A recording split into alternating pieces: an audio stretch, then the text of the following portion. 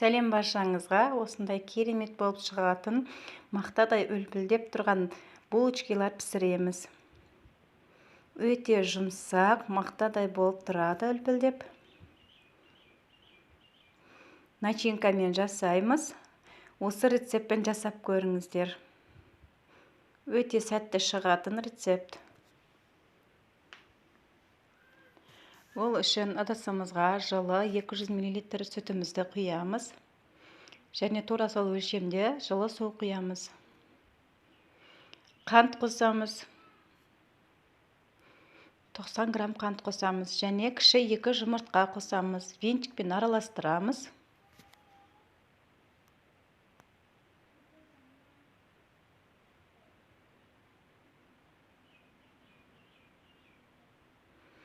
Және 50 мл сұйық май қосамыз.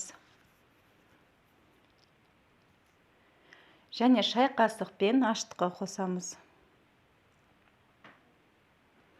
1 шай қасық ванилин қажет. Електен өткізілген ұнымызды салып, қамыр илеп аламыз. Кіші 2 кесе ұн қосамыз басында. Және қолымызбен жұмсақ қамыр илейміз.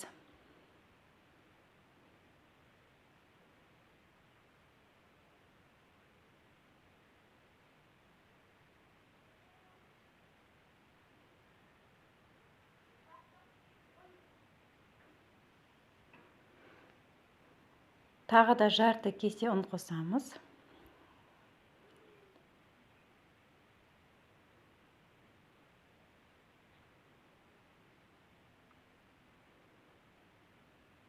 Ал енді ерітілген 50 грамм сары майымызды қосып, біріккенше араластырамыз.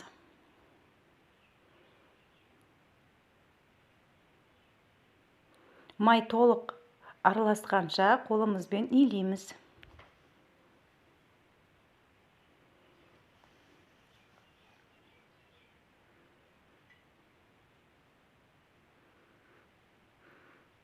Ал енді осыны үстіне пакет жауып, көтерілуге қоямыз.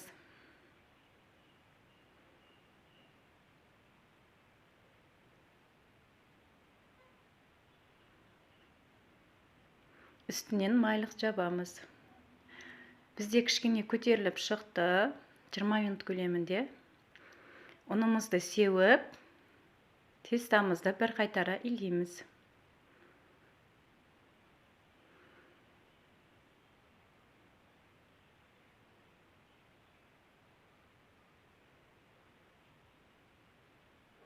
Видеодағыдай жасаймыз.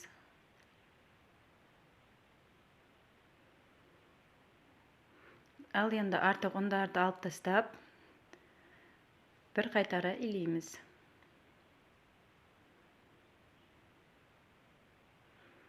Бізде осындай бір келкі теста шығады. Тағы да пакетпен жауып, көтерілуге қоямыз. Жарты сағат көлемінде бізде көтеріліп шықты, қамырымыз ашып. Ал енді ұнымызды сеуіп, тестамызды түсіреміз.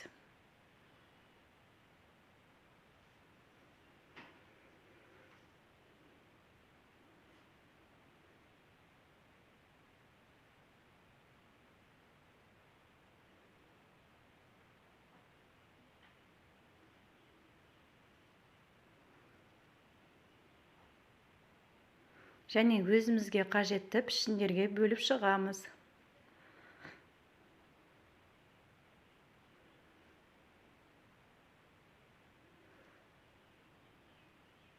Осы бөліктерді домалақтап аламыз, жайғанға ыңғайлы болу үшін.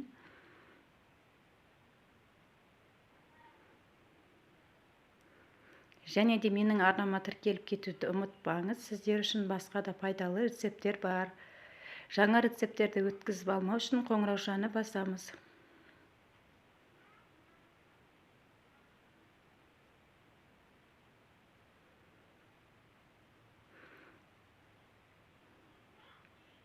Осылай домалақтап аламыз.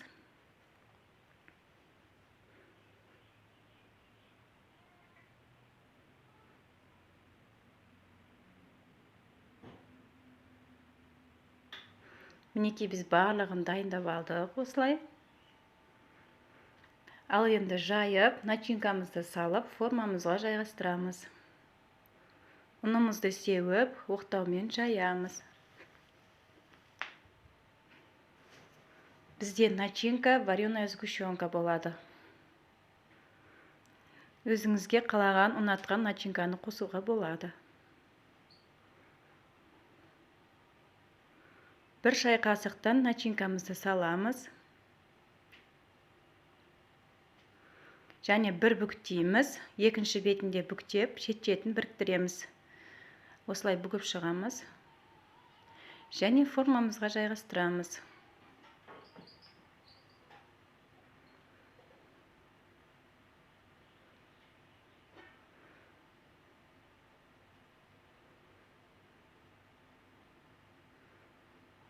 Бір шай қасық начинкамызды қоямыз. Және екі бүктеп, шет-шетін біріктіреміз.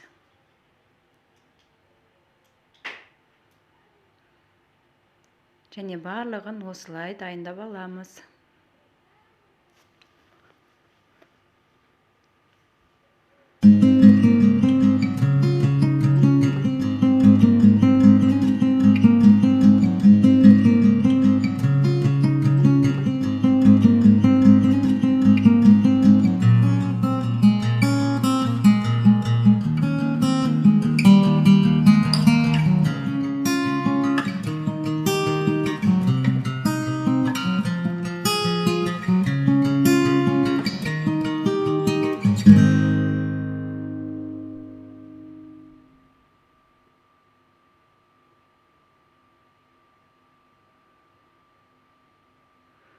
Және де осы дайындағанымызды тағы да бір 20-25 минутқа қойып қоямыз көтерілуге. Мінекей біз дайындап алдық. Үстін майлықпен жауып көтерілуге қоямыз. Қалған тесталарымызды екінші формаға жайғастырамыз. Екінші бөлігін осылай етіп формаларын келтіреміз.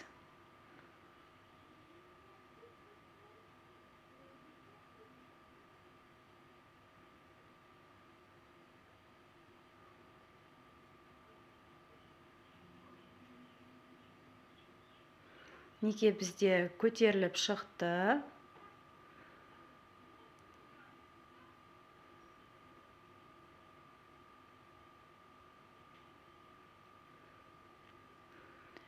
Бір жұмыртқаның сарысына кішкене сүт қосып, булочканың үстінен жап шығамыз.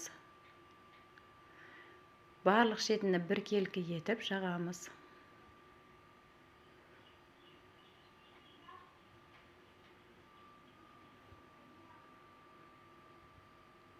«180 градуста пісіреміз.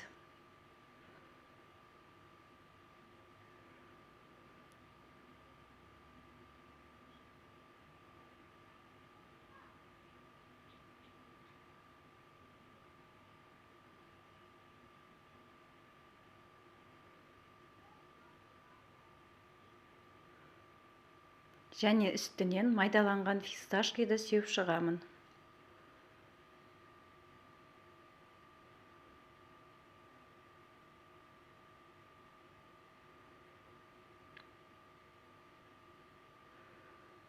Мінекей бізде өте дәмді, жұп-жұмсақ мақтадай болып шығатын булочкаларымыз пісіп шықты. Ас болсын барлықтарыңызға.